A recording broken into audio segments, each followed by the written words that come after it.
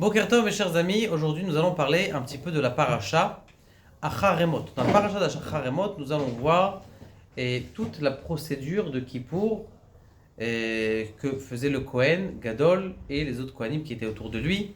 C'est-à-dire que je vous encourage à écouter le Daf Ayomi en ce moment, c'est des pages de Gemara qui sont très intéressantes, de savoir tout ce qui se passait à Kippour, ce qui se passait dans le Beth Amikdash.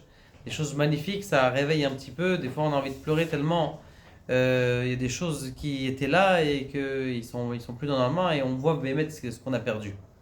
Maintenant, il y a quelque chose qui est très bizarre et qui peut nous apprendre énormément dans notre vie. C'est le bouc émissaire. Le Kohen Gadol prenait deux séirs qui étaient deux exactement les mêmes séirs, deux les mêmes boucs. D'accord, ils avaient la même tête. Il faisait un petit, comment on appelle ça? Il faisait un petit, un goral, et un il marquait la Shem, l'autre il marquait la Azazel. Donc la question est donc, un allait sur le Mizbeach, sanctifié à Dieu, et l'autre il allait la Azazel, donc il était pris dans les montagnes de Jérusalem, et il était jeté de la falaise, et il mourait là-bas. La question qui se pose, c'est quoi ça la Azazel? En hébreu, il y a cette insulte là, la Azazel. C'est quoi a priori? Azazel, ça vient d'un mot qui est péjoratif. Aza ve Azael, deux malachim qui ont été mécatrés, qui ont, comment on appelle ça? Ils ont accusé le peuple juif. Ils ont accusé les hommes au début de la création du monde. Ils disent c'est quoi ces hommes-là? Ils ont dit Sarah, ils sont toute la journée à penser aux femmes, toute la journée à penser à la Avodah. Qu'est-ce que c'est ça? Oui, alors Kadosh Baruch Hu dit vous avez l'air d'être tenté, vous voulez essayer? Il dit oui, on veut essayer, nous on descend. Il les a descendus. La première chose qu'ils ont fait, c'est aller faire comme les hommes, donc à courir après des bêtises. Et donc ces deux malachim là, Asa et Azael, eh bien ils sont rattachés dans les monts de l'obscurité. Il y en a certains qui ont dit que c'est à cet endroit que sont les 10 tribus perdues et qui sont derrière les montagnes de l'obscurité. Il y en a qui disent que, c'est marqué dans le Zohar, qui sont Bnei Kedem, c'est marqué dans le Otzrot Chaim aussi, qui sont Bnei Kedem vers l'est. Il y en a qui disent, je ne sais pas exactement, c'est un rave très, comment on appelle ça, caché, qui m'a dit ça, qui m'a dit que certaines personnes ont été là-bas, vers le Tibet, et qu'ils ont vu, il y a encore 130 ans, on savait où est-ce qu'était le fleuve de Sambation. Vous savez, ce fleuve-là, qui est... Sambation, c'est le fleuve qui s'arrête pendant Shabbat. Toute la semaine, il jette des pierres, et le Shabbat, il s'arrête. Il y a 130 ans, on savait encore où c'était. Et donc, après cet endroit-là, ils ont trouvé, mais après, ils n'ont pas réussi à aller. Ils ne se sont pas arrangés, et ils ne le trouvent pas, même par satellite, on ne le trouve pas. Et donc, il y en a qui disent vers ces endroits, on ne peut pas aller en voiture, on ne peut pas regarder. Ça, c'est l'endroit où son Bil'am est parti pour aller justement demander conseil comment faire toutes les sorcelleries du monde.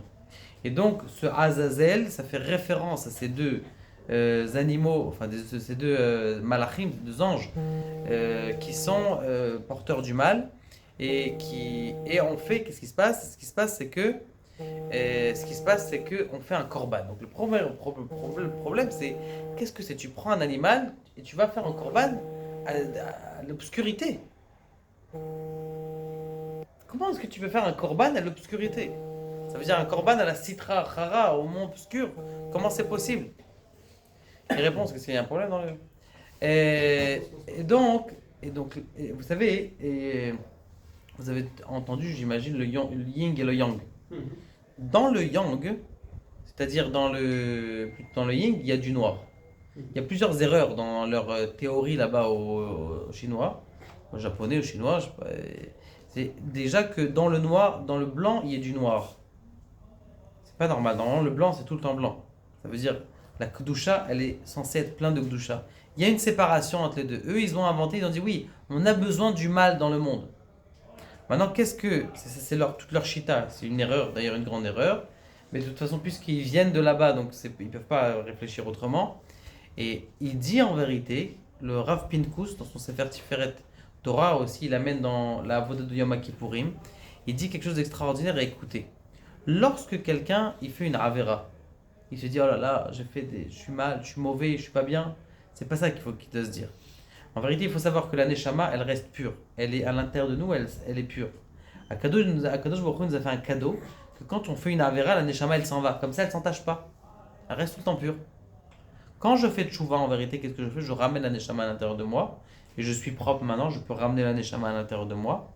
Mais ce que je fais quand je fais Tchouva, c'est que je me sépare de cet habit. Comme si quelqu'un il a fait une Avera, il s'est entaché, il a eu un pigeon qui est passé et qui a fait. Qu'est-ce qu'il fait? Il se nettoie tout de suite, il enlève sa veste. Donc c'est pas lui qui s'est entaché, c'est quoi? C'est comme quelqu'un il vient d'acheter une belle voiture. Il vient de faire il vient de crever sa Ferrari.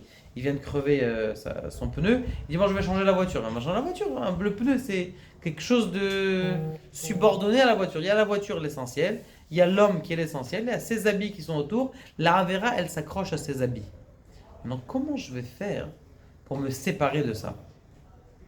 Ce korban, la Azazel, qu'on fait le jour de Yom Kippourim, qui est marqué dans la paracha, il dit le Rav Pinkus, c'est une itnatkut, c'est une sorte de séparation entre le bien et le mal. C'est-à-dire, je ne veux pas prendre du tout le mal. Ça ne m'appartient, ce mal ne m'appartient pas. Ces avérotes, c'est pas moi.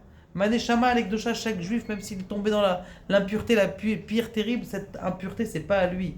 Il a une Neshama Kedosha à l'intérieur de lui, sauf qu'il faut la dévoiler. Donc il doit l'enlever complètement.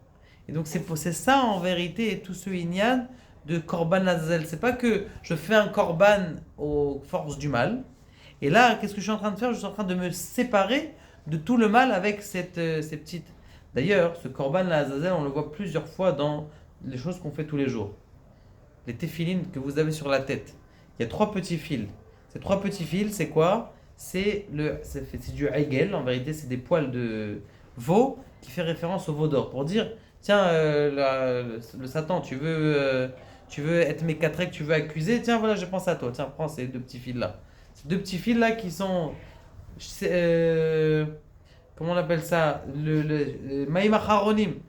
Prenez un petit peu d'eau, il y a autre chose que je ne parlerai pas en rapport avec, demandez à votre Rav, qui est en rapport un petit peu avec l'intimité entre l'homme et la femme qu'il faut faire. Et donc, ça aussi, toutes ces choses-là, c'est pour être mitnatek, c'est-à-dire pour se séparer, pour dire que le mal, en vérité, c'est pas moi. C'est quelque chose d'autre. Et quand je fais tchouva, je suis en train de me nettoyer. Que Kadosh Baruch Hu nous aide à nous séparer de notre mal et que nous aide à ressentir la profondeur de notre neshama. Baruch Adonai, Le'olam, Amen.